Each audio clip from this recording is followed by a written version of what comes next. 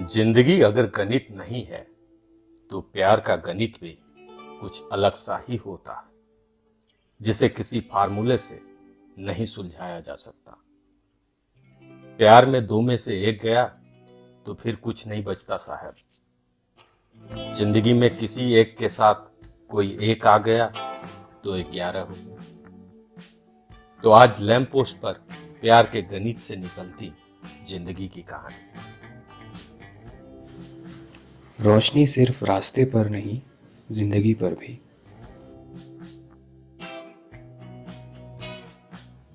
जिसने ज्यादा दुनियादारी सीख ली वो किसी से दिल नहीं लगाता, और जो दिल लगाता है वो इस दुनियादारी में इडियट कहलाता है। तो आज लैंप पोस्ट पर दो इडियट्स की कहानी। लेखक हैं मनोज सिंह।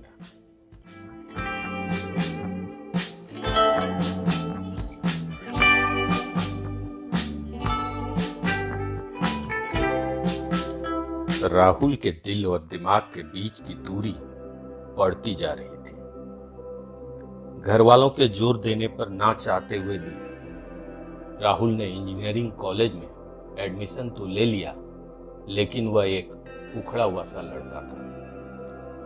उसे बार बार मेघना की याद आती थी,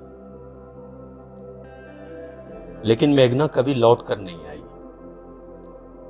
स्कूल के दिनों में ढेर सारे वादे हुए थे दोनों के बीच।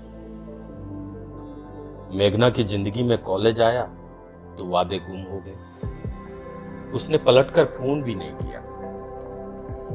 एक दोस्त ने बताया कि वो अपने कॉलेज के नए दोस्तों में मगन है।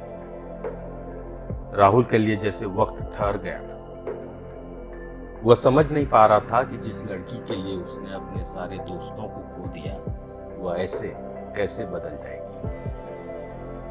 राहुल धीरे धीरे टूट रहा था। इंजीनियरिंग की पढ़ाई तो उसने छोड़ ही दी। उचाट दिल से गिटार सीखने गया, मगर कभी सुर सही नहीं निकले। अब तो उसे घर में भी मन नहीं लगने लगा था। एक दिन वह नजदीक के मॉल में बेवजह घूम रहा था कि उसकी नजर अपनी एक पुरानी दोस्त पर पड़ी। वह खुशी थी। खुशी, तुम यहां कैसे? अरे राहुल, कहां हो आजकल? खुशी ने चहकते हुए पूछा। अपनी बताओ डॉक्टर खुशी। यही तो रोना है कि मैं डॉक्टर नहीं बन पाई। बनना भी नहीं चाहती थी। मेरे मम्मी पापा डॉक्टर हैं, इसलिए डॉक्टरी थोपी जा रही थी। इस प्रेशर ने मुझे बीमार बना दिया। पहली बार राहुल को लगा कि इस दुनिया में उसके अलावा भी कई लोग परेशान हैं। राहुल को आज खुशी से बातचीत करना अच्छा लग रहा था। सुना तुमसे मेघना अब मिलती नहीं। लोगों को समझना मुश्किल है राहुल। मेरा दोस्त मनीष मेडिकल में एडमिशन होते ही मुझसे दूर हो गया। सच बताऊं, मुझे अच्छा लगा। ऐसे लोगों को जितनी जल्दी जान जाओ उतना ही अच्छा। खुशी बोलती जा रही थी, राहुल सुनता जा रहा था। उसने बताया कि वह टीचर बनना चाहती है।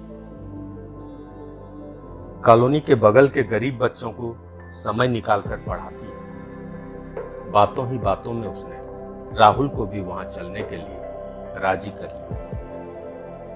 खुशी के कहने पर राहुल उसके साथ गया, फिर बार बार गया। वहां जाकर उसे अच्छा लगने लगा था। एक दिन खुशी ने कहा, राहुल, मैं भी तुम्हारी तरह डिप्रेशन में चली गई थी, मगर इन बच्चों के साथ ने मुझे उससे बाहर निकाल लिया। तुम तो इन बच्चों की खुशी हो। राहुल के स्वर में एक किस्म का प्यार झलक रहा था।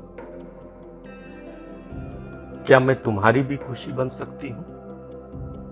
कहते हुए खुशी जोर से हंस पड़ी थी। वो हंसी इतनी प्यारी थी कि दुनिया से रूठे राहुल की ठहरी हुई घड़ी की सुइयां एक बार फिर टिक टिक कर चल पड़ी।